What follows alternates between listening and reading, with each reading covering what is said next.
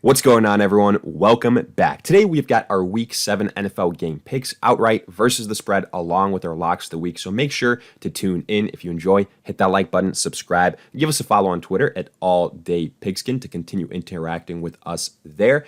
And let us hear it in the comment section. Do you agree, disagree, along with any other questions you guys might have? We will do our best to answer them all. But with that being said, let's get right into it. And before going into our game breakdowns, I do want to highlight OddsJam once again because it continues to be the place that I use for really all of my betting research, for looking at that line shopping, for comparing different sports books to guarantee that I get the best odds out there, not only for the NFL, but really any sport that your mind can imagine. And whether you're a beginner or an expert, do yourself a favor and take advantage of OddsJam's betting tools, such as their positive EV tools, so you can see line discrepancies to get the best odds out there on games, or their arbitrage tool, so you can get equal and opposite bets pretty much for a risk-free return. Link is in the description, so make sure to check that out. But with that being said, let's kick off this Week 7 preview. And real quick, we broke down the Thursday night game between the Denver Broncos and the Cleveland Browns. Low-scoring affair. Unfortunately, we started out 0-2 on that front. We picked the Denver Broncos outright and on the spread. Just a lot of injuries for the Cleveland Browns.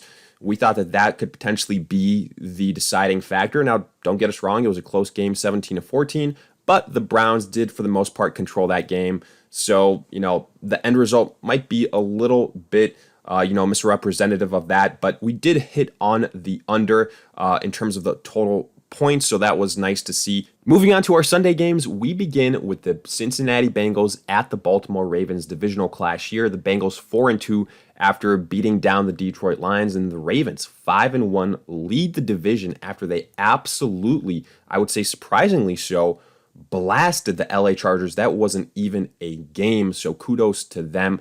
And now this is a game that could go a long way in deciding, the division champion. So very important one here. I would say the Bengals have definitely, played better than I expected, but I think they can also fall in the category of maybe being not quite as good as their record. You look at some of the opponents they've played up until this point. Last week it was the Detroit Lions.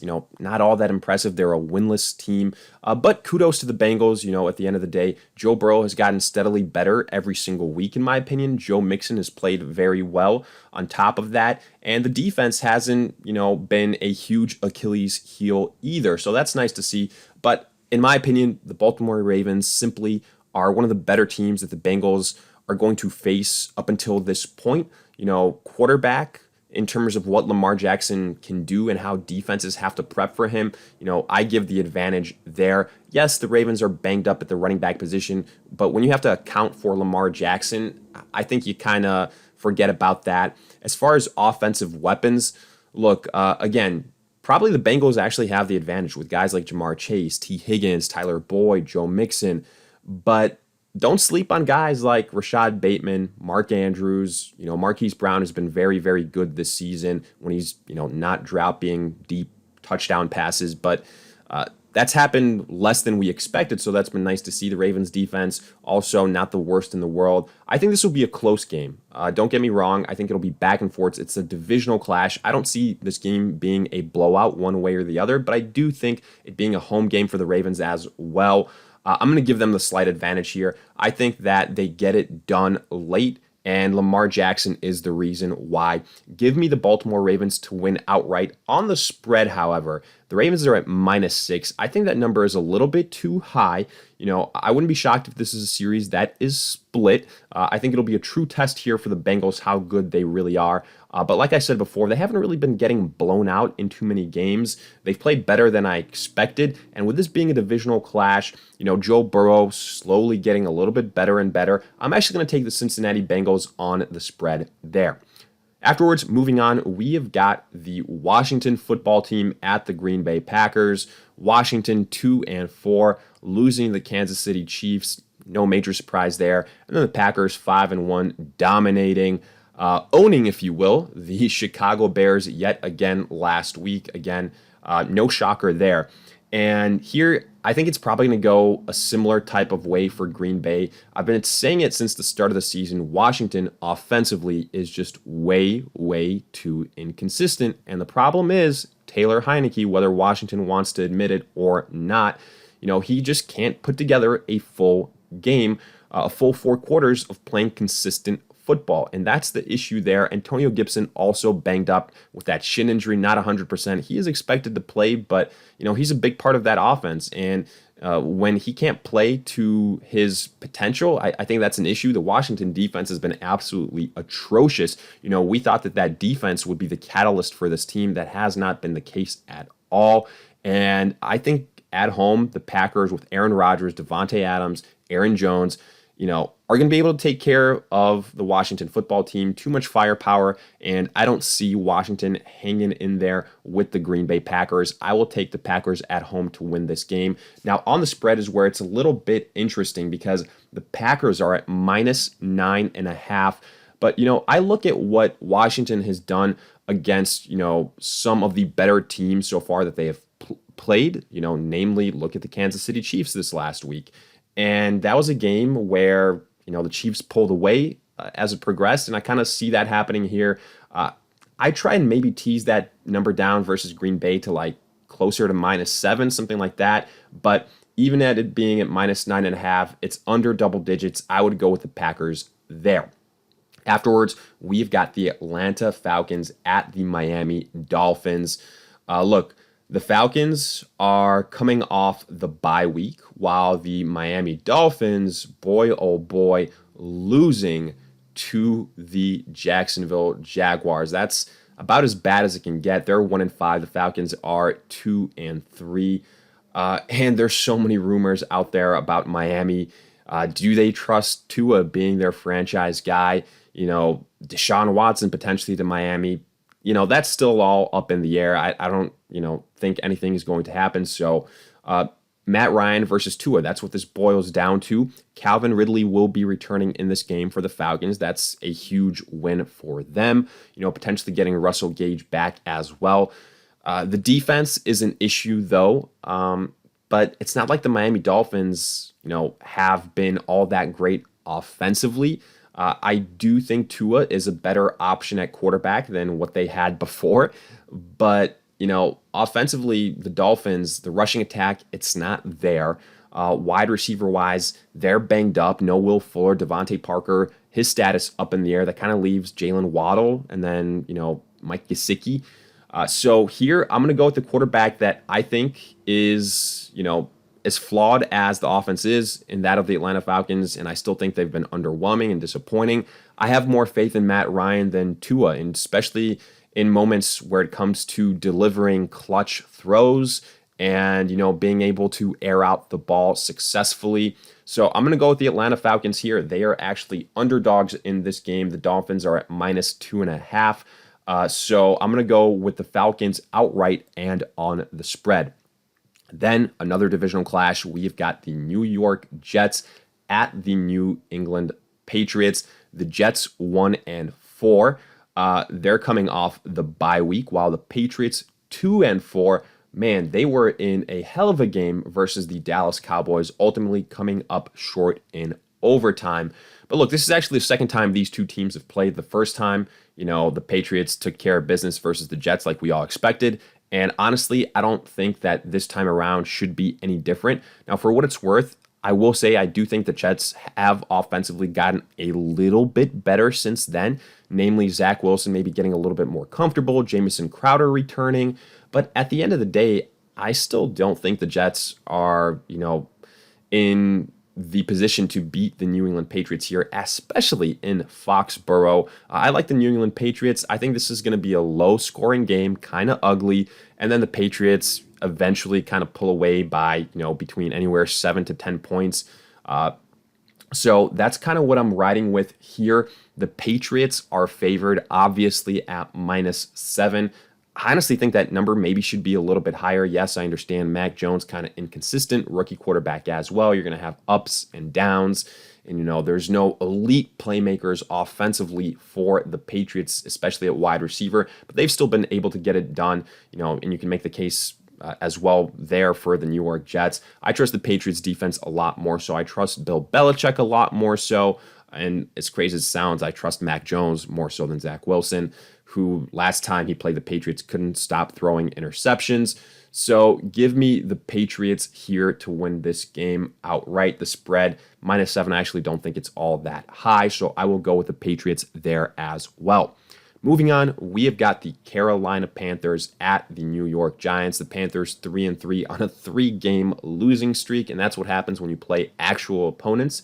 We said it back 3 weeks ago. The Panthers were not as good as their record indicated this last week, losing to the Minnesota Vikings in overtime. Honestly, they were lucky as hell to get it to overtime. Sam Darnold, again, these were our fears when the Panthers traded for him. He is just too turnover prone, and yes, he might be a little bit better in Carolina than he was in the New York Jets, but that's still not all that great. While the New York Giants, they are 1-5. And man, they are all types of banged up. They got beat down by the LA Rams this week offensively, man. It is ugly. Sterling Shepard suffers a setback. Saquon Barkley will not play. Kadarius Toney will not play. It's really, really bad for the New York Giants. So you're going to have to rely on, guys like probably a Darius Slayton, Kenny Golladay also not going to play in this game, so it's going to be really, really bad for the New York Giants. I think the Panthers catch them at a good time. Now, I don't think the Panthers are going to blow them out or anything like that. That's not their MO. If you guys have watched Panthers games so far, they just can't really pull away from opponents. They can't close the game. So I 1000% believe that the Giants will have a shot to come back on the Panthers as this game progresses. But I just think that they are too injury riddled at this point in time. So I'm going to go with the Carolina Panthers here to get the victory. I like them to win this game outright. Yes, Christian McCaffrey isn't there still, but to me, it won't matter. I think offensively, they have more weapons. I think defensively, even though they've been exposed, they're the better side. So give me the Panthers here. On the spread, the Giants are getting +3. I think that number is a little bit too small, so I'm going to go with the Panthers there to cover since there's just, again, so many injuries for the Giants.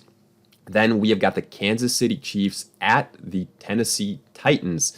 And, the Chiefs took care of business versus Washington. Titans, 4-2. I actually have the better record than the Chiefs, who are 3-3. Who would have thought, especially with some of the bad losses that they've had. They took down the Buffalo Bills this last week. Very, very impressive win. But I will say, I'm still not seeing what, I need to from Ryan Tannehill. And it won't be able to be just Derrick Henry every single week, willing these guys to a victory and them continuously to score like 30-plus points that way. And that's what they're going to have to do here versus the Chiefs. So I got to give the advantage to the Chiefs here. Yes, I understand they've underwhelmed and they've got the worst record and the Titans are coming off a huge win, but I just think the Chiefs are the better team. I don't know what's going on with Ryan Tannehill. Julio Jones hasn't been involved. A.J. Brown has been disappointing so far this season. Finally had a decent game this last week. Again, you can only get so far with Derrick Henry. I don't trust either one of these defenses, so I'm looking at the quarterback that I trust more, the quarterback with the better weapons. To me, that is by far and away Patrick Mahomes. Give me the Kansas City Chiefs here.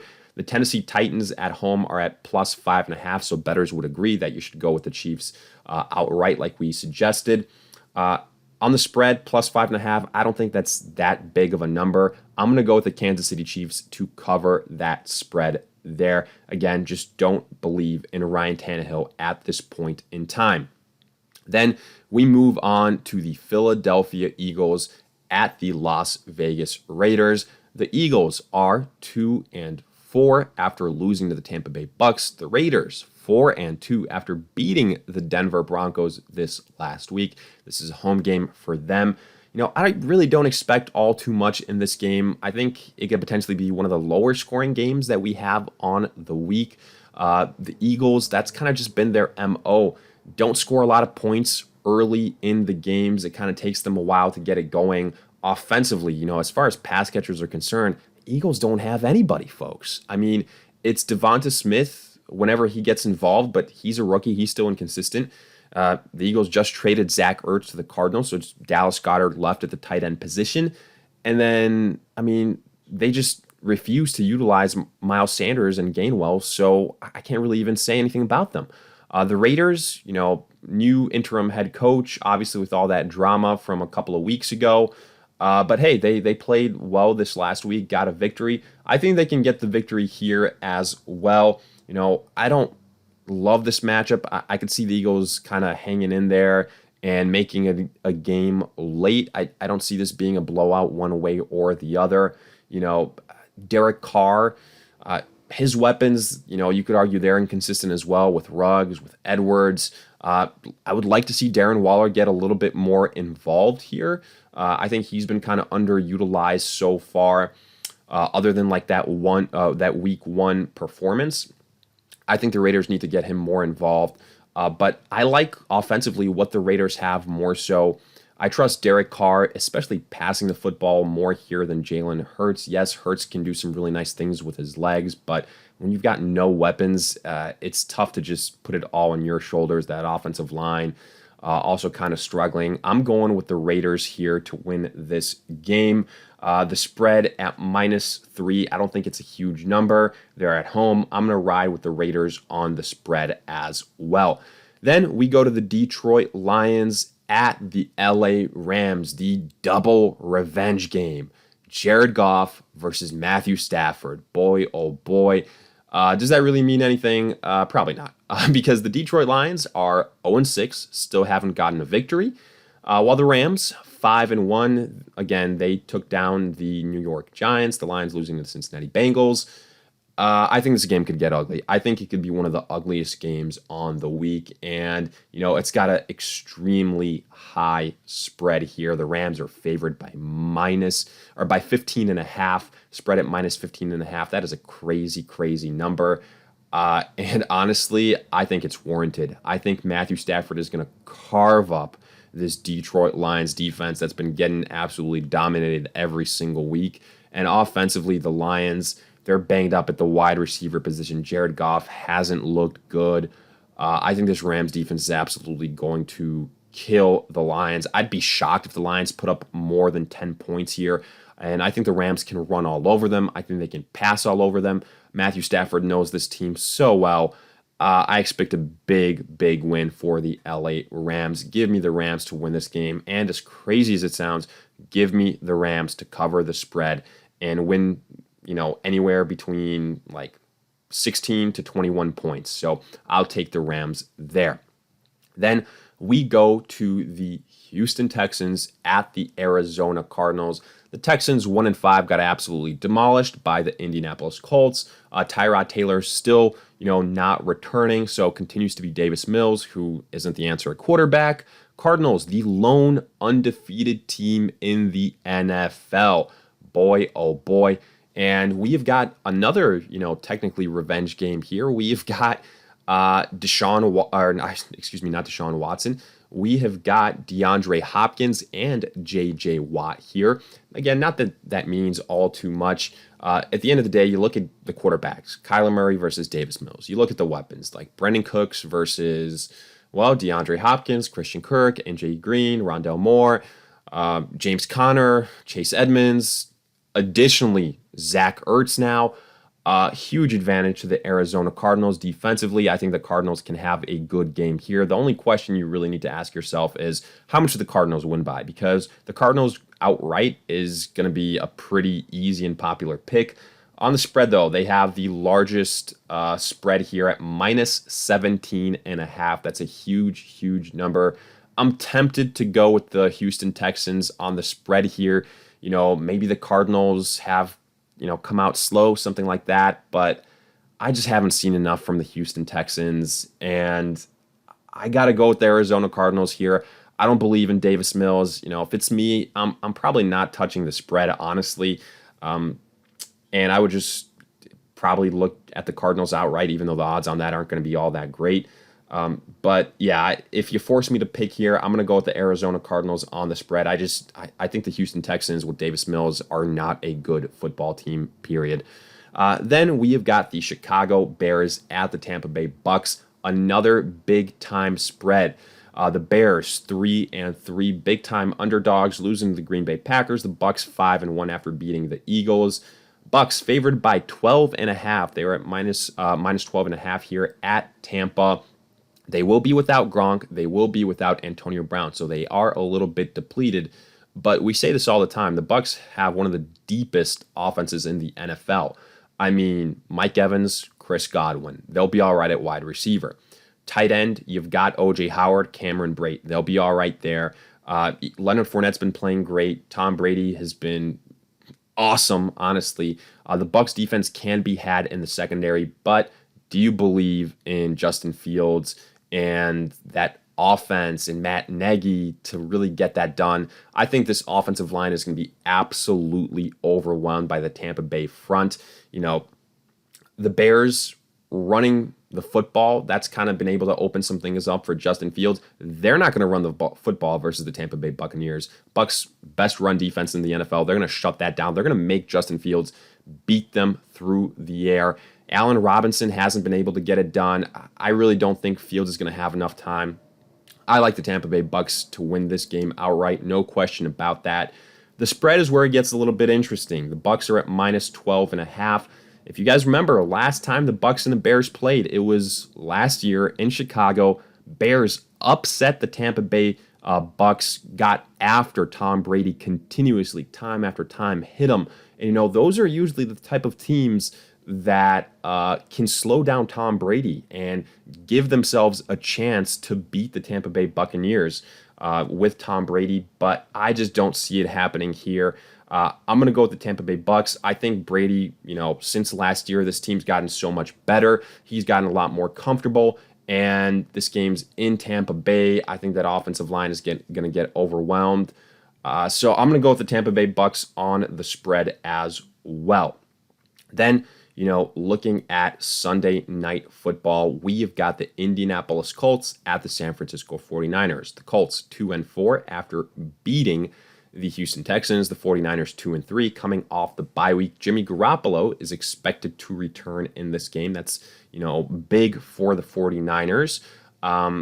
And right now, even though the Colts are coming off a victory, I just don't really believe in this offense all that much. Yes, Jonathan Taylor has been doing really, really well, but Carson Wentz, to me, is a guy that, when the matchups are a little bit tougher defensively, do you have all the faith in the world in him?